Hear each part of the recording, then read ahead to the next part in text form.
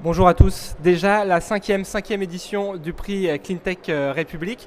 5 ans d'innovation, 5 ans de succès aussi pour d'anciens lauréats qui depuis sont devenus des acteurs majeurs des Cleantech en France. C'est tout le bien que l'on souhaite à nos lauréats 2013.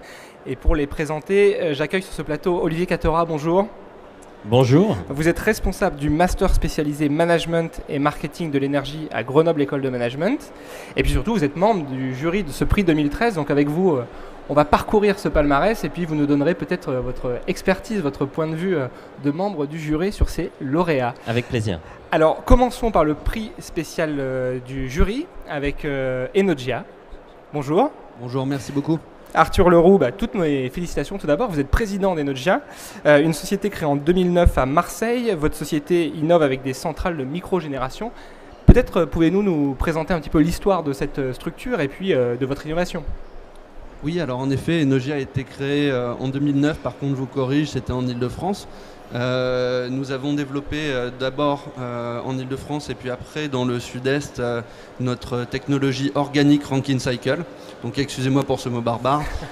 C'est une technologie qui permet de transformer via la détente dans une turbine la chaleur en électricité et donc ainsi de valoriser des rejets de chaleur. Alors quels sont vos atouts, vos points forts par rapport à la concurrence? Parce que c'est une technologie qui désormais est assez maîtrisée. Quelles sont vos différences? Alors en fait, la force d'Enogia, c'est d'avoir réussi à porter la technologie de turbine ORC sur des petites puissances. Et donc on se démarque de notre concurrence qui équipe ces petites machines ORC de machines volumétriques par une turbine, une micro-turbine. Je crois qu'il y a un facteur aussi important sur la fiabilité de la solution. En effet, le choix de la turbine, pourquoi? Parce qu'un ORC, ça doit tourner 8000 heures par an pour être rentable. Et donc, on a besoin d'une extrême fiabilité, d'où le choix de la turbine qui n'a pas de pièces en contact relatif. Alors, Olivier Cattera, qu'est-ce qui vous avait plu dans ce projet et au jury dans son ensemble? Alors, quand on a évalué en fait les 23 dossiers candidats pour ce prix de la jeune entreprise éco-innovante, on a vu beaucoup de très bons dossiers. Donc il y avait quand même un éventail de start-up, d'entreprises déjà créées en phase de développement très intéressantes. Mais on a beaucoup aimé le projet Enogia, d'abord par l'équipe. Alors personnellement, moi en tant que professeur et accompagnateur de jeunes créateurs, ça fait plaisir de voir la relève qui s'engage, qui gagne. Donc il y avait l'équipe, des jeunes ingénieurs arts et métiers, des Gazards, en plus avec une localisation en région. Donc on en discutait précédemment, les atouts aussi de l'implantation en région, donc Marseille en l'occurrence, et puis une volonté aussi de s'internationaliser, puisqu'on a vu que dans le projet il y avait déjà la chasse de marché à l'export, en Italie notamment, et on a découvert aussi d'autres implantations en Chine, et donc voilà, c'était certains critères de dynamisme, d'ambition aussi, de développement sur l'équipe. Et puis après, sur le produit et le procédé en particulier, ce qui était intéressant, c'est que alors il s'adresse sur des marchés en phase de croissance, comme le marché des biogaz et de la méthanisation, et vient chercher des compléments d'efficacité et de valorisation. Et donc il y a une volonté dans le projet tel qu'on l'a saisi et dès qu'on l'a entendu, d'aller amener de l'innovation pour rechercher de l'efficacité et de l'électricité verte, puisqu'il y a ce livrable à la fin. Arthur Leroux, nous sommes fin 2013. Qu'est-ce qu'on peut vous souhaiter pour 2014 ? Bien écoutez, la société vient de terminer le développement technologique de ses premiers produits, donc une bonne année commerciale. Très bien, on vous le souhaite alors et on vous félicite pour cette victoire pour le prix spécial du jury dans ce prix Cleantech République 2013. Un dernier mot peut-être ? Oui, bravo et longue vie à Enogia. Merci beaucoup. Alors passons du prix spécial du jury au prix spécial de la rédaction, un prix qui nous est forcément cher au sein de la rédaction de Cleantech République. Et j'accueille Serge Kimbel, bonjour et félicitations. Oh pardon, merci. Excusez-moi. Vous êtes le fondateur de Morphosis, une société basée au Havre. Pouvez-vous là encore nous en dire un petit peu plus sur votre entreprise ? Tout à fait. Donc Morphosis basée au Havre. On est une entreprise qui a été créée en 2008, qui représente aujourd'hui une petite trentaine de personnes. On est également implanté en Espagne et en Italie, sur des bureaux à Madrid et à Milan. On a réussi à avoir une croissance relativement rapide sur le secteur de l'extraction des métaux précieux issus des déchets électriques et électroniques. de par des process qu'on a mis en place qui nous permettent d'affiner ces métaux jusqu'aux dernières étapes, chose qui n'existe pas ou qui n'existe plus, en tout cas en France. Alors quels sont ces métaux que vous On parle d'or, argent, palladium, cuivre. Ce sont les principaux métaux qu'on va extraire de ces équipements. On parle beaucoup de la récupération de ces déchets électroniques et électriques. Tout à fait. Où vous approvisionnez-vous ? En fait, nos principaux clients fournisseurs sont des sociétés qui sont professionnelles du déchet, qui, elles, ont vocation à collecter et démanteler ces équipements. Nous, on vient racheter l'ensemble des équipements qui est déjà pré-démantelé. On s'adresse également à des industries dont les équipements électriques et électroniques sont le cœur métier, les industries télécom, sur lesquelles on peut proposer des solutions globales à ces entreprises qui va englober la partie collecte et démantèlement et la partie valorisation, voire même restitution de la matière pour la réincorporer dans leurs produits. Alors à partir du Havre, vous couvrez toute la France ? On couvre toute la France, on couvre une partie de l'Europe, on couvre également depuis peu d'autres pays au Moyen-Orient, par exemple le Liban, l'Arabie Saoudite, depuis lesquels on importe des déchets électriques et électroniques sur le Havre. Olivier Cattera, ce secteur du recyclage, il est un petit peu dans l'air du temps avec toutes les notions d'économie circulaire. C'était un point important dans ce choix du jury pour ce prix spécial de la rédaction ? Oui, on a beaucoup aimé la qualité professionnelle en fait de la proposition de valeur et de la proposition de la présentation de la société. Il y avait ce même élément aussi de dynamisme en région qui fait bouger la France, des équipes compétentes, d'expertise, jeunes et dynamiques. Donc c'est des messages encourageants dans la période actuelle de voir des entrepreneurs qui se lancent, qui grandissent et puis qui ont une vision large de leur marché. Donc ça c'était des points importants, la taille, l'activité, les marchés internationaux et la thématique bien sûr de recyclage, de valorisation des déchets et pas seulement des déchets ménagers, mais là on est sur des déchets vraiment spécifiques. Ça me faisait penser à une start-up de la région grenobloise qui s'appelle Recupil qui gère de valorisation de batteries sur un créneau particulier et on voit qu'il y a des acteurs qui arrivent à se positionner à côté des grands, que ce soit Veolia ou Suez Environnement, qui proposent des approches innovantes, responsables et qui créent de la valeur dans nos régions. Donc c'était des très bons éléments. Justement, peut-être dans cet écosystème, quels seront les facteurs de réussite de Morphosis dans les prochaines années Bah écoutez, là on vient d'aboutir, je dirais, à un gros programme R&D qui s'est concrétisé par la création d'un deuxième site de production. On a d'autres programmes R&D, on espère que ces derniers vont aboutir de la même manière. Bon, eh bien, bon vent et puis encore félicitations pour ce prix spécial de la rédaction. Bravo à vous et à toute l'équipe de Morphosis. Merci à vous. L'heure est venue de nous intéresser au Grand Prix de cette 5e édition. Fin du suspense, c'est donc la société Boostit qui s'impose cette année. Bravo, bonjour, félicitations. Je ne sais pas par quoi commencer, Luc Jacquet.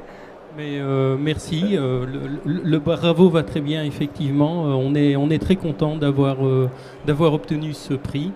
Alors pour vous parler de Boostit en quelques mots, cette entreprise a été constituée en 2011 suite à un travail de recherche mené par mon associé Jean-Marc Geoffroy sur une période de 6 années pour arriver à l'innovation effectivement qui sous-tend l'ensemble de l'entreprise. Alors cette innovation, ce sont des générateurs de chaleur innovants, c'est ça pour faire très simple ? Oui, tout à fait. On réalise la fusion entre deux technologies existantes, la chaudière qui a une efficacité à peu près parfaite et la pompe à chaleur.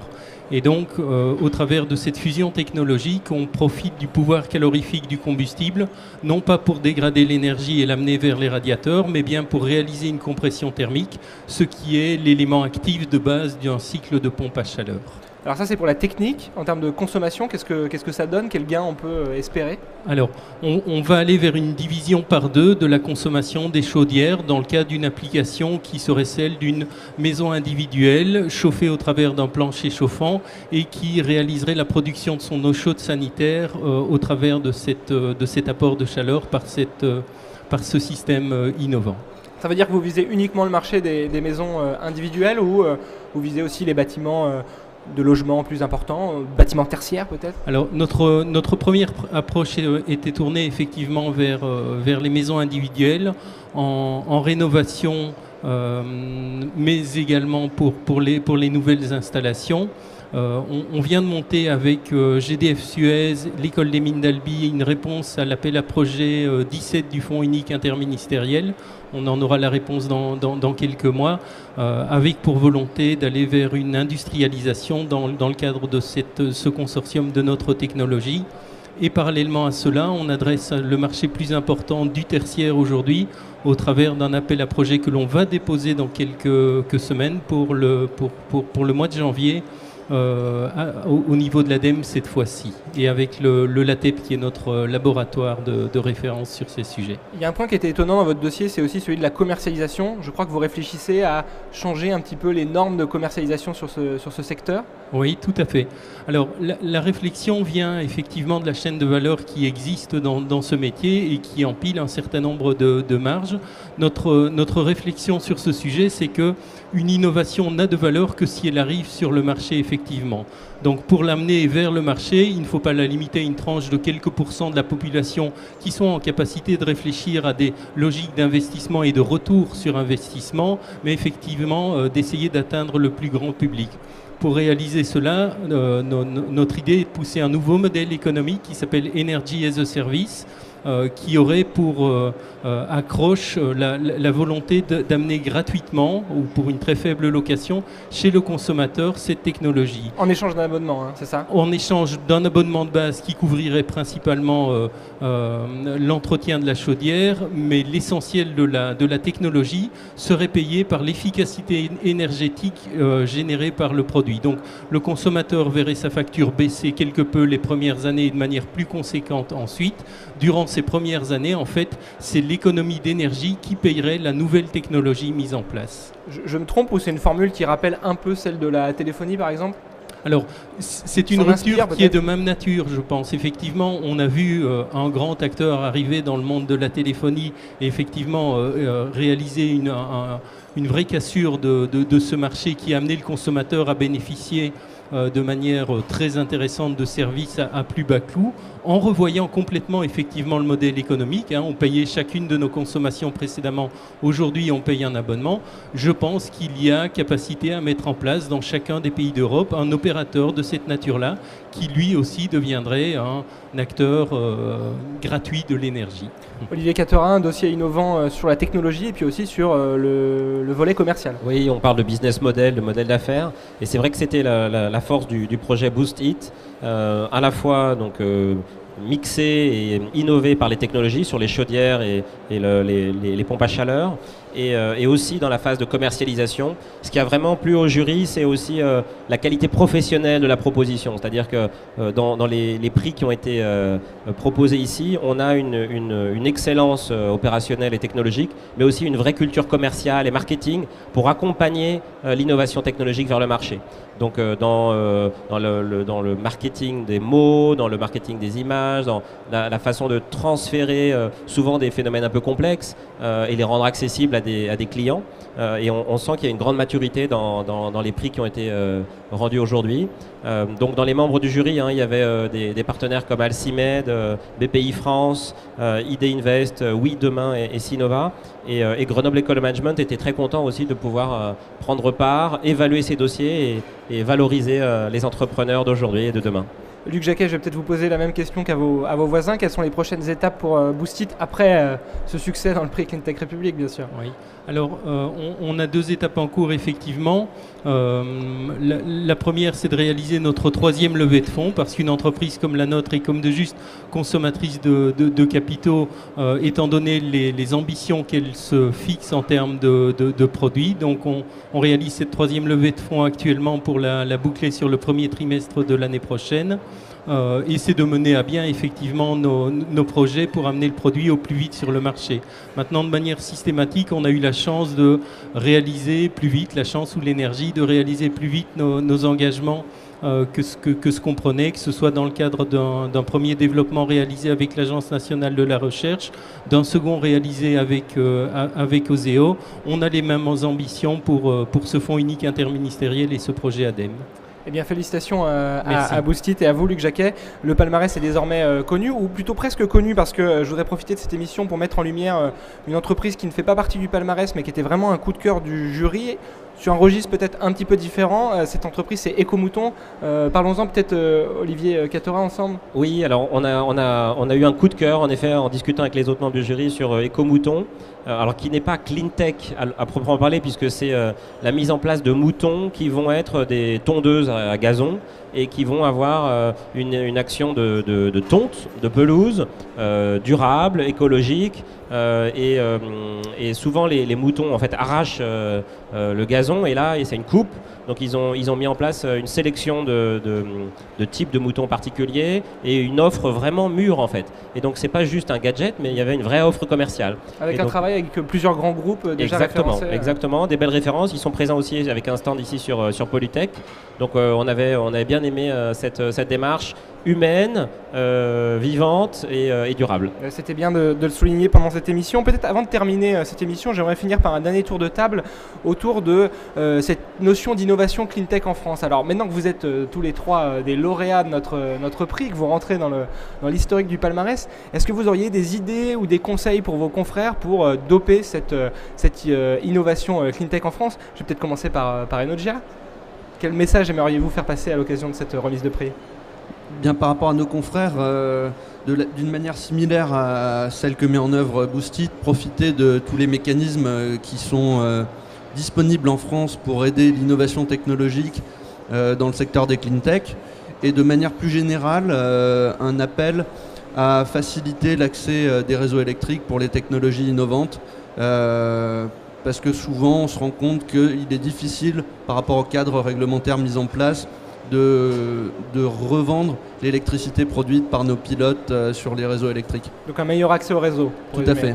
Serge Kimbel, sur ce thème, une idée ou un conseil pour les clean tech en France? Je vais prendre un petit peu le même sujet, pas celui de l'électricité, mais plutôt celui des fonds. Effectivement, aujourd'hui, BPI France nous a soutenus dans les démarches R&D. Pour des structures qui démarrent ou qui sont vraiment en phase d'incubation, la course au financement est très importante.